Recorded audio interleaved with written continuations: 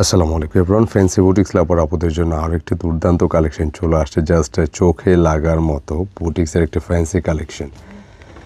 যে কোনো ওকেশনে, ঘরে বাইরে যে কোনো জায়গায় পরতে পারবেন। মাত্র 2050 টাকা এত সুন্দর একটা ড্রেস পাবেন, যেটার নেক পোর্শনটা দেখেন কি পরিমাণ হাইপ দেওয়া আছে।